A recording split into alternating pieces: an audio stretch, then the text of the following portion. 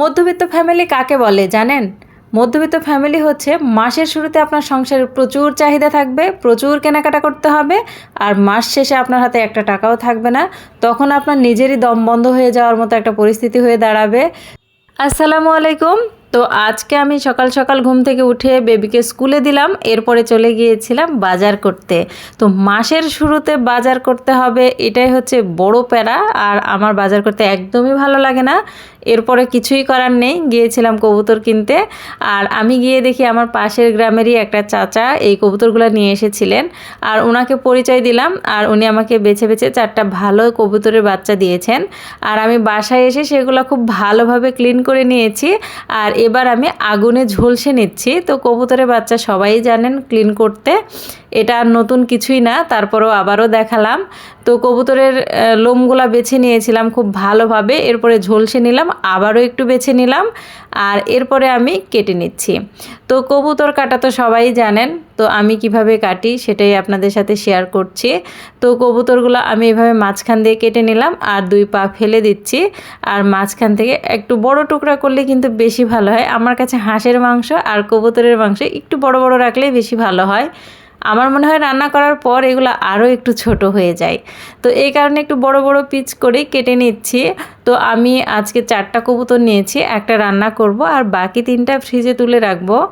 4টা কবুতর কেটে নেওয়ার পর দেখুন কতগুলো মাংস হয়েছে।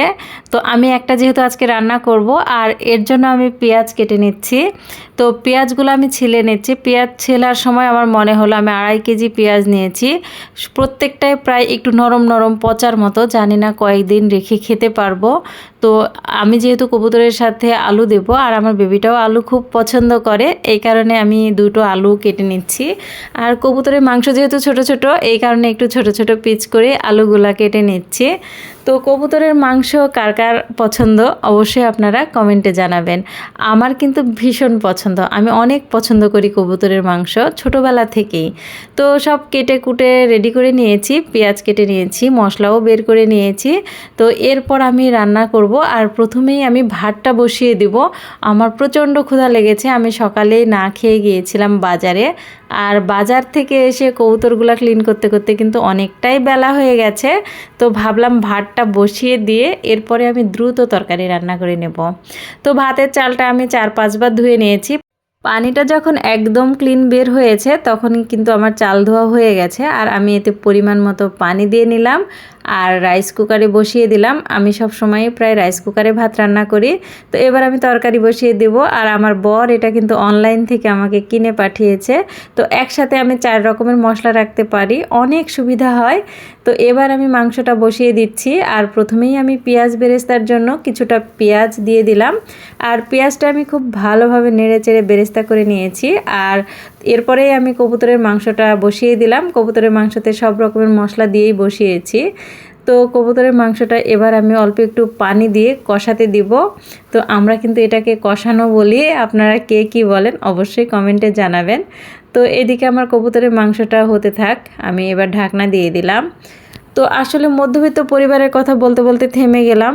মধ্যবিত্ত পরিবারের লোকজন আসলেই এরকম, মানে মাসের শুরুতে দেখবেন এটা নেই সেটা নেই, আজ এটা কিনতে হবে কাল, মানে 1 সপ্তাহ আপনার যাবে এই বাজারগুলো কমপ্লিট করতে। আর মাস শেষে দেখবেন মাসের 1 সপ্তাহ যখন আছে সেই সময় দেখবেন যে হাতে আর টাকা নেই। তো এটাই হচ্ছে আমাদের মধ্যবিত্ত পরিবারের জীবন কাহিনী। তো এই তো আমার ভাতটা কিন্তু হয়ে গেছে। ভাতটা এবার আমি একটু এটাকে চালা বলে, বা আমি একটু নেড়ে দিয়ে রাখবো, কারণ হচ্ছে ভাতগুলা কিন্তু জমাট বেঁধে যায়, খেতে একদমই ভালো লাগে না। তো এভাবে একটু নেড়ে চেড়ে দিয়ে রাখলে কিন্তু ভাতটা ঝরঝরেই থাকে, আর খেতেও ভীষণ ভালো লাগে। তো এই তো আমার কবুতরের মাংস হয়ে গেছে, আমি একটা বোলের মধ্যে ঢেলে নিয়েছি।